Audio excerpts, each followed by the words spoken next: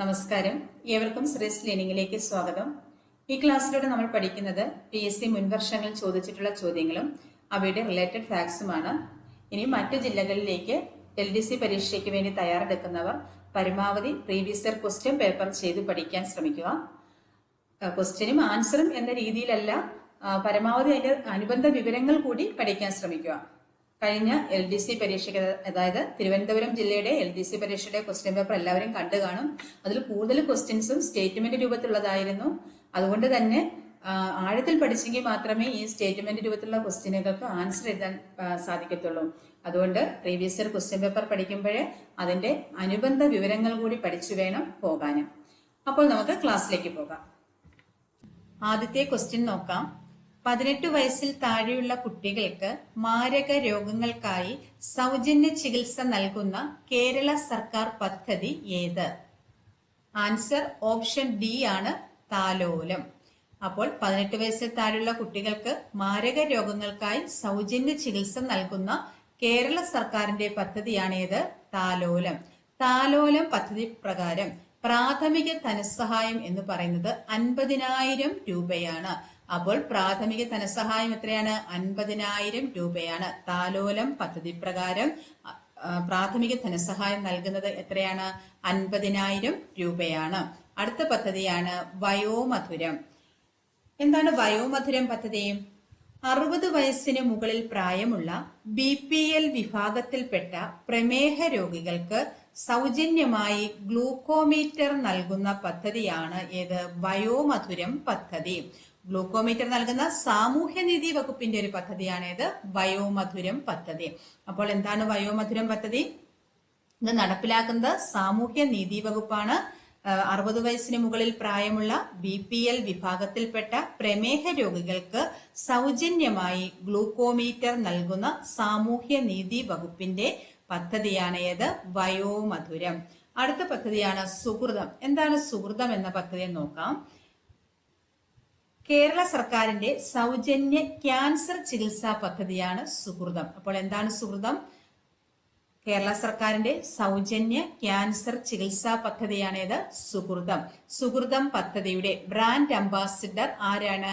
മമ്മൂട്ടി. മമ്മൂട്ടിയാണ് സുഹൃതം പദ്ധതിയുടെ brand ambassador.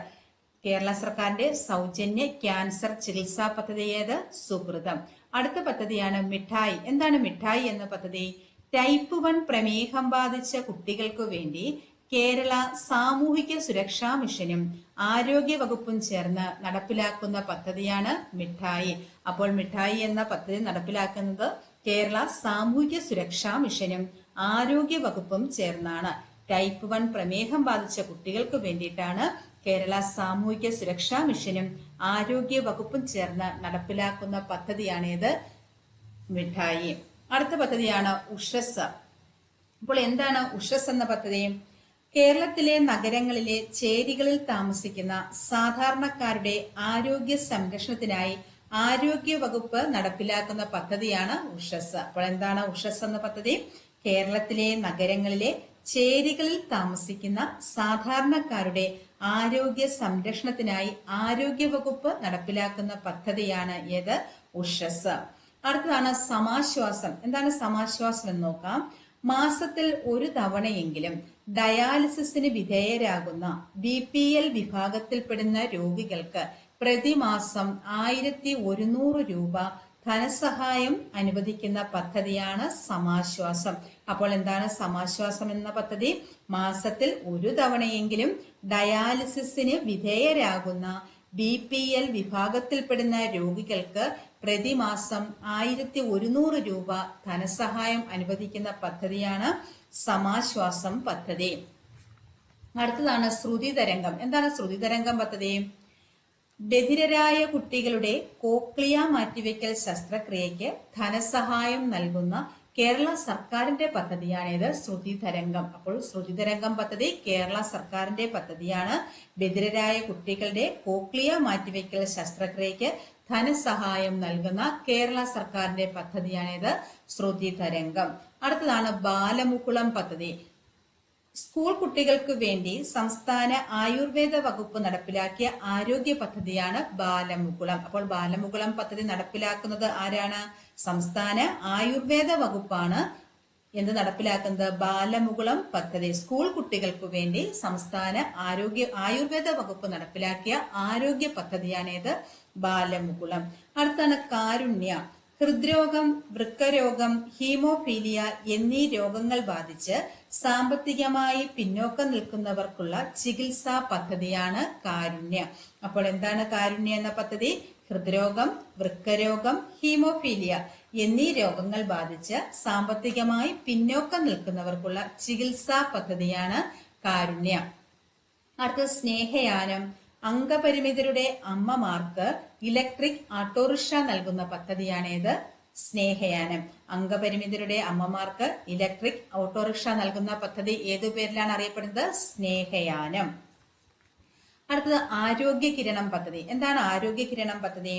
18 വയസ്സിൽ താഴെയുള്ള കുട്ടികളുടെ ദേശീയ ശിശുജനാരോഗ്യ പദ്ധതിയുടെ കീഴിൽ വരാത്ത അപകടങ്ങൾ ഉൾപ്പെടെയുള്ള അസുഖങ്ങൾക്ക് സൗജന്യ ചികിത്സ ലഭ്യമാക്കുന്ന കേരള സർക്കാരിന്റെ പദ്ധതിയാണ് ആരോഗ്യ കിരണം. അപ്പോൾ എന്താണ് ആരോഗ്യ കിരണം പദ്ധതി?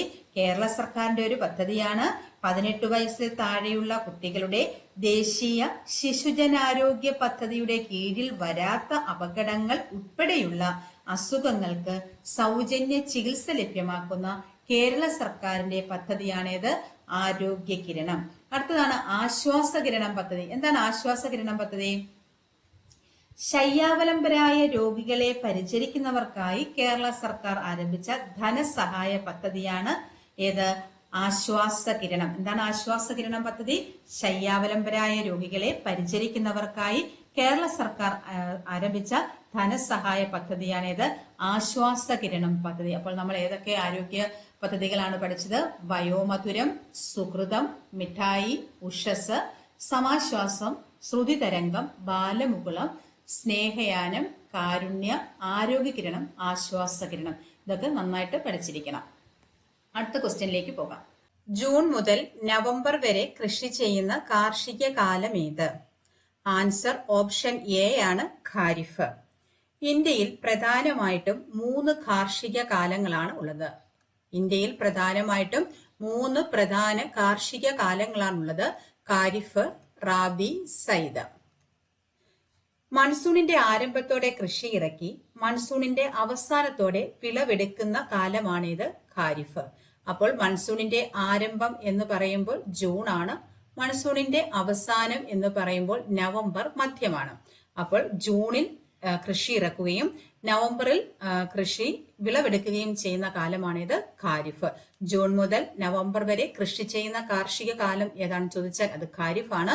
അല്ലെങ്കിൽ ജൂൺ മുതൽ സെപ്റ്റംബർ, ഒക്ടോബർ വരെ കൃഷി ചെയ്യുന്ന കാർഷിക കാലം ഏതാണെന്ന് ചോദിച്ചാലും അത് ഖാരിഫ് ആണ്. അപ്പോൾ മൺസൂണിന്റെ ആരംഭത്തോടെ കൃഷി ഇറക്കി മൺസൂണിന്റെ അവസാനത്തോടെ വിളവെടുക്കുന്ന കാർഷിക കാലമാണിത് ഖാരിഫ്. അടുത്ത റാബി. ശൈത്യകാലത്തിന്റെ ആരംഭത്തോടെ വിളവിറക്കുകയും വേനലിന്റെ ആരംഭത്തോടെ വിളവെടുക്കുകയും ചെയ്യുന്ന കാർഷിക കാലമാണിത് റാബി. അപ്പോൾ ശൈത്യകാലത്തിലാണ് എന്താരംഭിക്കുന്നത്? റാബി വിളകളുടെ കാലം. അപ്പോൾ ശൈത്യകാലത്തിന്റെ ആരംഭത്തോടെ വിളവിറക്കുകയും വേനലിന്റെ ആരംഭത്തോടെ വിളവെടുക്കുകയും ചെയ്യുന്ന കാർഷിക കാലമാണിത് റാബി. അപ്പോൾ ശൈത്യകാലം എന്ന് പറയുമ്പോൾ എപ്പോഴാണ്? മൺസൂണിന്റെ അവസാനമായ നവംബർ മധ്യത്തിൽ ശൈത്യകാലം തുടങ്ങുന്നു. അപ്പോൾ ശൈത്യകാല ആരംഭമാണ് നവംബർ. വേനലിന്റെ ആരംഭത്തിലാണ് റാബി വിളകളുടെ വിളവെടുപ്പ്. വേനലിന്റെ ആരംഭം എന്ന് പറയുമ്പോൾ ഏത് മാസമാണ്? മാർച്ച് മാസമാണ്. അപ്പോൾ നവംബറിന്റെ മധ്യത്തോടെ കൃഷി ഇറക്കുകയും നവംബർ മുതൽ മാർച്ച് വരെ കൃഷി ചെയ്യുന്ന കാർഷിക കാലം ഏതാണെന്ന് ചോദിച്ചാൽ ഏതാണ്? അത് റാബിയാണ്. അതുപോലെ തന്നെ ഈ കാലത്ത് കുറഞ്ഞ ഊഷ്മാവായിരിക്കും. സമശീതോഷ്ണ മിതോഷ്ണ വിളകളായ ഗോതമ്പ്, പയറുവർഗ്ഗങ്ങൾ, കടുക് തുടങ്ങിയവയുടെ കൃഷിക്ക് അനുയോജ്യമാണ്. അടുത്തത് സൈദ് കാലമാണ്. വേനലിന്റെ ആരംഭത്തോടെ വിളവിറക്കുകയും മൺസൂണിന്റെ ആരംഭത്തിൽ വിളവെടുക്കുകയും ചെയ്യുന്ന കാർഷിക കാലമാണിത് സൈദ്. അപ്പോൾ വേനലിന്റെ ആരംഭത്തിലാണ് കൃഷി തുടങ്ങുന്നത്. വേനലിന്റെ ആരംഭം എന്ന് പറയുമ്പോൾ എപ്പോഴാണ്? മാർച്ചിലാണ്. മാർച്ചില് കൃഷി തുടങ്ങും. അതിനുശേഷം എപ്പോഴാണ്? മൺസൂണിന്റെ ആരംഭത്തിലാണ് കൃഷി എടുക്കുന്നത്, വിളവെടുക്കുന്നത്. മൺസൂണിന്റെ ആരംഭം എന്ന് പറയുമ്പോൾ ഏത് മാസമാണ്? ജൂൺ മാസമാണ്. അപ്പോൾ മാർച്ച് മുതൽ ജൂൺ വരെ കൃഷി ചെയ്യുന്ന കാർഷിക കാലം ഏതാണെന്ന് ചോദിച്ചാൽ അത് ഏതാണ്? അത് സൈദ് കാലമാണ്. റാബി വിളകളുടെ വിളവെടുപ്പിന് ശേഷം, റാബി വിളകൾ വിളവെടുക്കുന്ന എപ്പോഴാണ്? മാർച്ച് മാസമാണ്. വേനലിന്റെ ആരംഭത്തിലാണ് റാബി വിളകൾ വിളവെടുക്കുന്നത്. അപ്പോൾ റാബി വിളകളുടെ വിളവെടുപ്പിന് ശേഷം ആരംഭിക്കുന്ന ദൈർഘ്യം കുറഞ്ഞ വേനൽക്കാല കാർഷിക കാലമാണേത്? സൈദ്.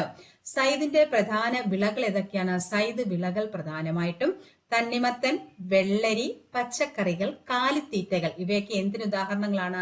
സൈദ് വിളകൾക്ക് ഉദാഹരണമാണ്. അപ്പോൾ തണ്ണിമത്തൻ ഏത് കാർഷിക വിളയ്ക്ക് ഉദാഹരണമാണ്? സൈദ് വിളയ്ക്ക് ഉദാഹരണമാണ് തണ്ണിമത്തനും വെള്ളരിയും പച്ചക്കറിയും കാലിത്തീറ്റകളും. ഇനി നമുക്ക് ഖാരിഫ് വിളകൾ ഏതൊക്കെയാണെന്ന് നോക്കാം. ഖാരിഫ് വിളകളാണ് പരുത്തി, ഇതൊക്കെ ചോദിക്കാറുണ്ട്. പരുത്തി, നിലക്കടല, ചണം, എള്ള്, നെല്ല്, കരിമ്പ്, മഞ്ഞൾ, ചോളം, റാഗി, മില്ലറ്റ്, ബജ്ര, സോയ, ഇതൊക്കെ എന്തൊരു ഉദാഹരണങ്ങളാണ്? ഖാരിഫ് വിളയ്ക്ക് ഉദാഹരണങ്ങളാണ്. അപ്പോൾ ഖാരിഫ് വിളയ്ക്ക് ഉദാഹരണങ്ങൾ ഏതൊക്കെയാണ്? പരുത്തി, നിലക്കടല, ചണം, എള്ള്, നെല്ല്, കരിമ്പ്, മഞ്ഞൾ, ചോളം, റാഗി, മില്ലറ്റ്, ബജ്ര, സോയ, ഇതൊക്കെ എന്തൊരു ഉദാഹരണങ്ങളാണ്? ഖാരിഫ് വിളയ്ക്ക് ഉദാഹരണങ്ങളാണ്. അപ്പോൾ മഞ്ഞൾ ഏത് വിളയ്ക്ക് ഉദാഹരണമാണ്? ഖാരിഫ് വിളയ്ക്കാണ് മഞ്ഞൾ, ബജ്ര, സോയ ഇതൊക്കെ ഉദാഹരണം. അടുത്തത് നമുക്ക് റാബി വിളയ്ക്ക് ഉദാഹരണങ്ങൾ ഏതൊക്കെയാണ്? ഗോതമ്പ്, ബാർലി, പയർവർഗ്ഗങ്ങള്, പുകയില, കടുക്, ഇതൊക്കെ എന്തിന് ഉദാഹരണങ്ങളാണ്? ഇതൊക്കെ റാബി വിളയ്ക്ക് ഉദാഹരണങ്ങളാണ്. ഏതൊക്കെയാണ്? ഗോതമ്പ്, ബാർലി, പയർവർഗ്ഗം, പുകയില, കടുക്, ഇതൊക്കെ ഏത് വിളയ്ക്കാണ് ഉദാഹരണം? റാബി വിളയ്ക്ക് ഉദാഹരണങ്ങളാണ്. അപ്പോൾ പുകയില ഏത് കാർഷിക കാലത്തിൽ കൃഷി ചെയ്യുന്നതാണെന്ന് ചോദിച്ചാൽ ഏതാണ്? റാബി വിളയ്ക്ക് ഉദാഹരണമാണ് ഏത്? പുകയില. അടുത്ത ക്വസ്റ്റ്യനിലേക്ക് പോകാം. ബ്രഹ്മപുത്ര നദിയിൽ സാദിയ മുതൽ ധൂബ്രി വരെ നീണ്ടുകിടക്കുന്ന ജലപാത ഏത്? ആൻസർ ഓപ്ഷൻ ബി ആണ്, NW2. അപ്പോൾ NW2 ആണ് ബ്രഹ്മപുത്ര നദിയിൽ സാദിയ മുതൽ ധൂബ്രി വരെ നീണ്ടുകിടക്കുന്ന ജലപാത. അപ്പം NW1ന്റെ ആകെ ദൂരം എന്ന് പറയുന്നത് 1620 കിലോമീറ്റർ ആണ്. LW1 ഹാൽഡിയ മുതൽ അലഹബാദ്, ഹാൽഡിയയും അലഹബാദിനെയും ബന്ധിപ്പിക്കുന്നതാണ് ഏത്? LW1. അപ്പോൾ ഹാൽഡിയ, അലഹബാദ് എന്നീ സ്ഥലങ്ങളെ ബന്ധിപ്പിക്കുന്ന ജലപാത ഏതാണെന്ന് ചോദിച്ചാൽ അത് NW1 ആണ്. ഇതിന്റെ ദൂരം 1620 കിലോമീറ്റർ ആണ്. ഗംഗ, ഭഗീരഥി, ഹൂഗ്ലി എന്നീ നദിയിലൂടെ നീണ്ടുകിടക്കുന്ന ജലപാതയാണ് ഏത്? NW1. അപ്പോൾ NW1 ഏതൊക്കെ നദിയിലാണ്? ഗംഗ, ഭഗീരഥി, ഹൂഗ്ലി. NW1ന്റെ ദൂരം 1620 കിലോമീറ്റർ ആണ്. ഹാൽഡിയ, അലഹബാദ് എന്നീ സ്ഥലങ്ങളെ തമ്മിൽ ബന്ധിപ്പിക്കുന്ന ജലപാത ഏതാണെന്ന് ചോദിച്ചാൽ അത് NW1 ആണ്. അടുത്തതാണ് NW2. NW2ന്റെ ആകെ ദൂരം എന്ന് വെച്ചാൽ 891 കിലോമീറ്റർ ദൂരമാണ് NW2.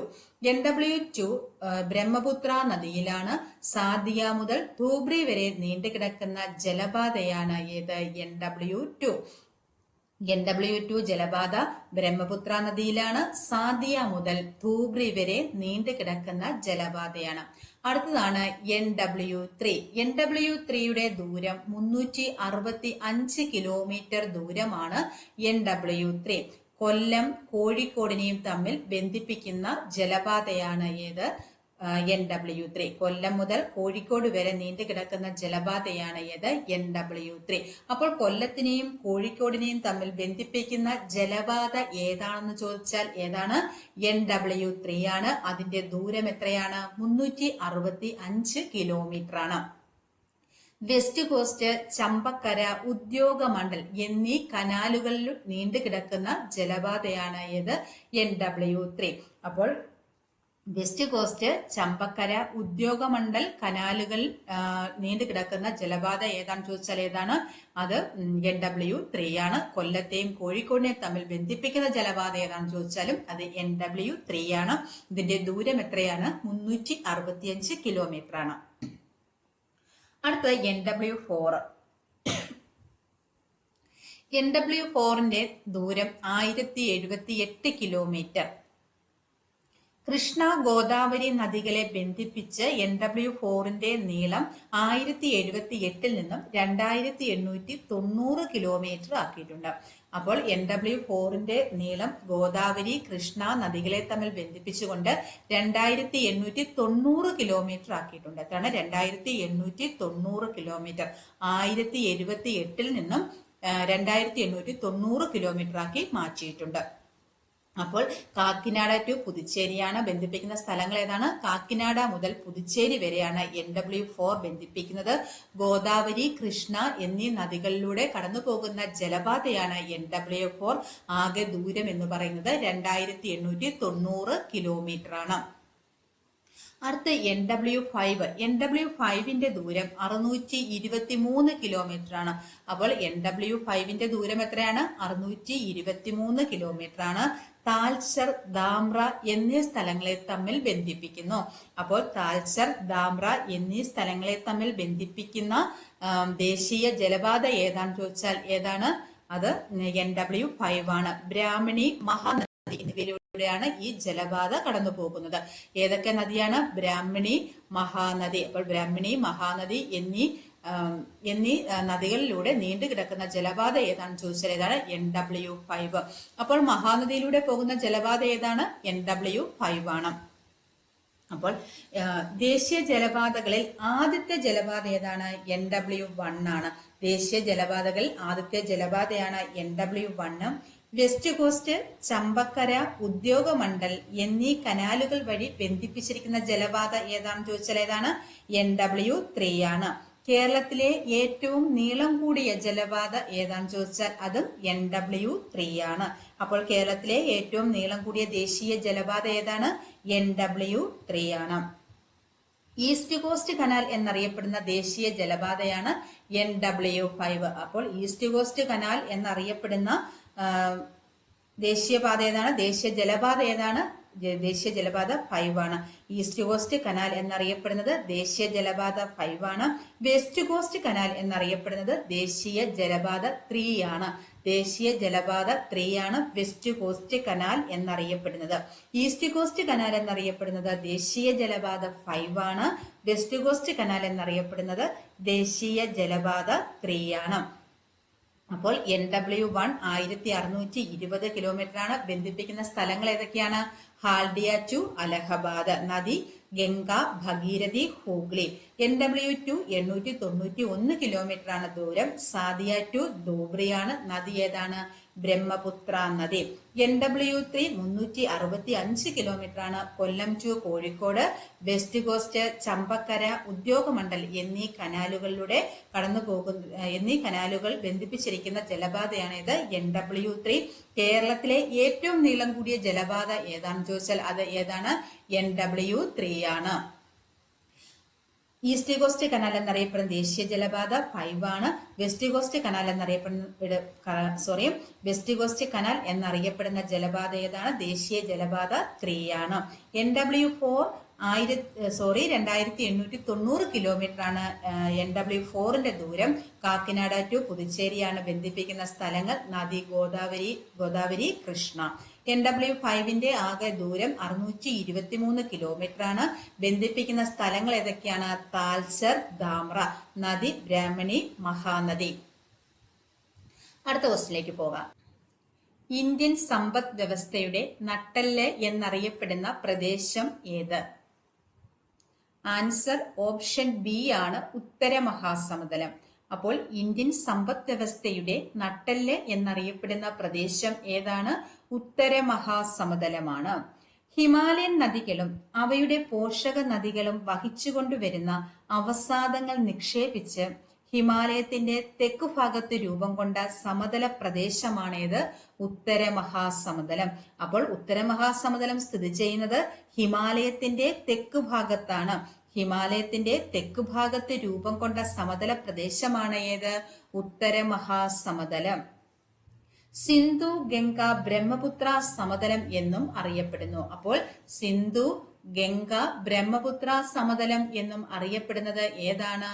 ഉത്തര മഹാസമതലമാണ്. അപ്പോൾ ഉത്തര മഹാസമതലം ഏതു പേരിലും അറിയപ്പെടുന്നു? സിന്ധു ഗംഗ ബ്രഹ്മപുത്ര സമതലം എന്നും അറിയപ്പെടുന്നു. ഈ സമതലം സ്ഥിതി ചെയ്യുന്നത് ഉത്തരപർവ്വത മേഖലയ്ക്കും ഉപദ്വീപീയ പീഠഭൂമിക്കും ഇടയിലാണ്. അതായത് ഹിമാലയത്തിന്റെ തെക്ക് ഭാഗത്ത് രൂപം കൊണ്ട സമതലമാണെന്നും പറയുന്നുണ്ട്. അതുപോലെ തന്നെ ഉത്തരപർവ്വത മേഖലയ്ക്കും ഉപദ്വീപീയ പീഠഭൂമിക്കും ഇടയിൽ സ്ഥിതി ചെയ്യുന്നതാണ് ഏത്? ഉത്തര മഹാസമതലം. ലോകത്തെ ഏറ്റവും ഫലഭൂയിഷ്ഠമായ സമതലങ്ങളിൽ ഒന്നാണ് ഏത്? ഉത്തര മഹാസമതലം. ലോകത്തെ ഏറ്റവും ഫലഭൂയിഷ്ഠമായ സമതലങ്ങളിൽ ഒന്നാണ് ഉത്തര മഹാസമതലം. ലോകത്തിലെ ഏറ്റവും വിസ്തൃതമായ എക്കൽ സമതലം ഏതാണെന്ന് ചോദിച്ചാൽ ഏതാണ്? അതും ഉത്തര മഹാസമതലമാണ്. അപ്പോൾ ലോകത്തിലെ ഏറ്റവും വിസ്തൃതമായ എക്കൽ സമതലം ഏതാണെന്ന് ചോദിച്ചാൽ ഏതാണ്? ഉത്തര മഹാസമതലമാണ്. അതുപോലെ തന്നെ വടക്ക് നിന്ന് തെക്കോട്ട് ഉത്തര മഹാസമുദ്രത്തിന് 3 പ്രധാന മേഖലകളുണ്ട്. വടക്ക് നിന്ന് തെക്കോട്ട് ഉത്തര മഹാസമുദ്രത്തിന് 3 പ്രധാന മേഖലകളുണ്ട്. ഏതൊക്കെയാണ് അത്? ഫാബർ, ടെറായ്, എക്കൽ സമതലങ്ങൾ. ഏതൊക്കെയാണ്? ഫാബർ, ടെറായി, എക്കൽ സമതലങ്ങൾ. ഇങ്ങനെ 3 പ്രധാന മേഖലകള് വടക്ക് നിന്ന് തെക്കോട്ട് ഉത്തര മഹാസമതലത്തിന് ഉണ്ട്. നദികളും അരുവികളും അപ്രത്യക്ഷമാകുന്ന പാറകൾ നിറഞ്ഞ പ്രദേശം ഏതാണെന്ന് ചോദിച്ചാൽ അതാണ് ഫാബർ. അപ്പോൾ ഫാബർ എന്താണ്? നദികളും അരുവികളും അപ്രത്യക്ഷമാകുന്ന പാറകളും നിറഞ്ഞ പ്രദേശമാണ് ഫാബർ. ഫാബർ പ്രദേശത്തിന് തെക്കായി 10 മുതൽ 20 കിലോമീറ്റർ വരെ സസ്യജാലങ്ങൾ തഴച്ചു വളരുന്ന ചതുപ്പ് പ്രദേശമാണ് ടെറായി. അപ്പോൾ ടെറായി എന്താണ്? ഒരു ചതുപ്പ് പ്രദേശമാണ് ഏത്? ടെറായി. ഒരു ചതുപ്പ് പ്രദേശമാണ് ഏത്? ടെറായി. ഫാബർ പ്രദേശത്തിന് തെക്കായി സസ്യജാലങ്ങൾ തഴച്ചു വളരുന്ന ചതുപ്പ് പ്രദേശം ഏതാണെന്ന് ചോദിച്ചാൽ അത് ഏതാണ്? ടെറായി ആണ്. ടെറായി മേഖലയ്ക്ക് തെക്ക് പഴയതും പുതിയതുമായ എക്കൽ നിക്ഷേപങ്ങളാൽ രൂപപ്പെട്ട പ്രദേശങ്ങളാണ് ഏത്? എക്കൽ സമതലങ്ങൾ. അപ്പോൾ പഴയ എക്കൽ മണ്ണുമുണ്ട്, പുതിയ എക്കൽ മണ്ണ് നിറഞ്ഞ പ്രദേശമാണ് ഏത്? എക്കൽ സമതലങ്ങൾ. എക്കൽ സമതലത്തെ വീണ്ടും 2ആയി തിരിക്കുന്നു. ഏതൊക്കെയാണ്? ഖാദർ എന്നും ഫംഗർ എന്നും 2ആയിട്ട് എക്കൽ സമതലത്തെ തിരിക്കുന്നുണ്ട്. എക്കൽ മണ്ണിൽ കൃഷി ചെയ്യുന്ന വിളകൾ ഏതൊക്കെയാണ്? നെല്ല്, കരിമ്പ്, ഗോതമ്പ്, പുകയില, എണ്ണക്കുരുക്കൾ ഇവയാണ് എക്കൽ മണ്ണിൽ കൃഷി ചെയ്യുന്ന വിളകൾ. അപ്പോൾ എക്കൽ സമതലത്തെ എത്രയായി തിരിച്ചിരിക്കുന്നു? ഖാദർ എന്നും ഫംഗർ എന്നും 2ആയിട്ട് എന്തിനെ തിരിച്ചിരിക്കുന്നുണ്ട്? എക്കൽ സമതലത്തെ എക്കൽ മണ്ണിനെ തിരിക്കുന്നുണ്ട്. അപ്പോൾ എക്കൽ മണ്ണിൽ കൃഷി ചെയ്യുന്ന വിളകൾ ഏതൊക്കെയാണ്? നെല്ല്, കരിമ്പ്, ഗോതമ്പ്, പുകയില, എണ്ണക്കുരുക്കൾ ഇതൊക്കെ എക്കൽ മണ്ണിൽ കൃഷി ചെയ്യുന്ന വിളകളാണ്. സമതലങ്ങളിൽ പുതുതായി നിക്ഷേപിക്കപ്പെടുന്ന എക്കൽ മണ്ണിനെ നമ്മൾ എന്തു പറയും? ഖാദർ എന്ന് പറയുന്നു. അപ്പോൾ സമതല പ്രദേശങ്ങളില് പുതുതായി നിക്ഷേപിക്കപ്പെടുന്ന എക്കൽ മണ്ണിനെ നമ്മൾ എന്തു പറയും? ഖാദർ എന്ന് പറയുന്നു. കൃഷിക്ക് ഏറ്റവും അനുയോജ്യമായ മണ്ണാണ് ഖാദർ. അപ്പോൾ എക്കൽ മണ്ണാണ് കൃഷിക്ക് ഏറ്റവും അനുയോജ്യമായ മണ്ണ്. അതിന് എക്കൽ മണ്ണിലാണ് ഖാദർ എന്നും ഫംഗർ എന്നും 2ആയി തിരിച്ചിരിക്കുന്നത്. അതിൽ കൃഷിക്ക് ഏറ്റവും അനുയോജ്യമായ മണ്ണ് ഏതാണ്? ഖാദർ ആണ്. പഴയ എക്കൽ നിക്ഷേപം അറിയപ്പെടുന്ന പേരെന്താണ്? ഫംഗർ ആണ്. അപ്പോൾ പഴയ എക്കൽ നിക്ഷേപം ഏതാണ്? ഫംഗർ. പുതിയ എക്കൽ നിക്ഷേപം ഏതാണ്? ഖാദർ. പഴയ എക്കൽ നിക്ഷേപം ഏതാണ്? ഫംഗർ. കൃഷിക്ക് ഏറ്റവും അനുയോജ്യമായ മണ്ണ് ഏതാണ്? ഖാദർ ആണ്. ഉത്തര മഹാസമതലത്തിലെ ഏറ്റവും വിസ്തൃതമായ പ്രദേശം ഏതാണെന്ന് ചോദിച്ചാൽ അത് ഫംഗർ ആണ്. അപ്പോൾ ഉത്തര മഹാസമുദ്രത്തിലെ ഏറ്റവും വിസ്തൃതമായ പ്രദേശം ഏതാണ്? അത് ഫംഗർ ആണ്. ചുണ്ണാമ്പ് കല്ല് കാൽസ്യം കാർബണേറ്റ് ആണ്. അപ്പോൾ ചുണ്ണാമ്പ് കല്ലുകളാൽ സമൃദ്ധമായ ഫംഗർ മണ്ണ് അറിയപ്പെടുന്നത് ഏതാണ്? കാങ്കർ. അപ്പോൾ ചുണ്ണാമ്പ് കല്ലുകളാൽ സമൃദ്ധമായ ഫംഗർ മണ്ണ് ഏതു പേരിൽ അറിയപ്പെടുന്നുണ്ട്? കാങ്കർ എന്ന് അറിയപ്പെടുന്നു. ചുണ്ണാമ്പ് കല്ലുകളാൽ സമൃദ്ധമായ ഫംഗർ മണ്ണ് അറിയപ്പെടുന്ന പേരെന്താണ്? കാങ്കർ. ഖാദർ സമതലം പഞ്ചാബിൽ അറിയപ്പെടുന്നത് ഏതാണ്? ബെറ്റ് എന്ന് അറിയപ്പെടും.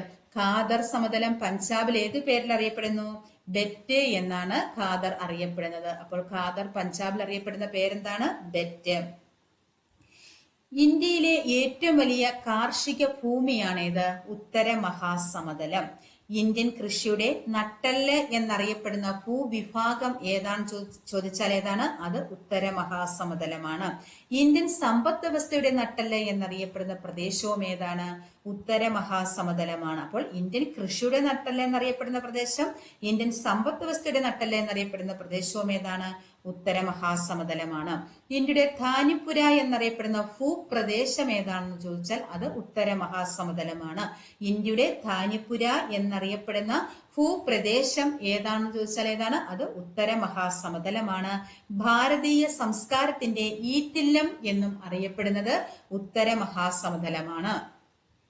ഇന്ത്യയിലെ ഏറ്റവും പഴക്കമേറിയ ഭൂവിഭാഗം ഏതാണ്? അത് ഉപദ്വീപീയ പീഠഭൂമിയാണ്. ഇന്ത്യയിലെ ഏറ്റവും പഴക്കമേറിയ ഭൂവിഭാഗം ഏതാണ്? ഉപദ്വീപീയ പീഠഭൂമി. ഇന്ത്യയിലെ ഏറ്റവും വലിയ കാർഷിക ഭൂമി, ഇന്ത്യൻ കൃഷിയുടെ നട്ടെല്ല് എന്നറിയപ്പെടുന്ന ഭൂവിഭാഗം, ഇന്ത്യൻ സമ്പദ് വ്യവസ്ഥയുടെ നട്ടെല്ല് എന്നറിയപ്പെടുന്ന പ്രദേശം, ഇന്ത്യയുടെ ധാനിപുര എന്നറിയപ്പെടുന്ന ഭൂപ്രദേശം, ഭാരതീയ സംസ്കാരത്തിന്റെ ഈറ്റില്ലം എന്നറിയപ്പെടുന്നതും ഏതാണ്? ഉത്തര മഹാസമതലമാണ്. ഇന്ത്യയിലെ ഏറ്റവും പഴക്കമേറിയ ഭൂവിഭാഗം ഏതാണ്? അത് ഉപദ്വീപീയ പീഠഭൂമിയാണ്. ധാതുക്കളുടെ കലവറ എന്നറിയപ്പെടുന്ന ഭൂപ്രദേശം ഏതാണെന്ന് ചോദിച്ചാൽ അതും ഏതാണ്?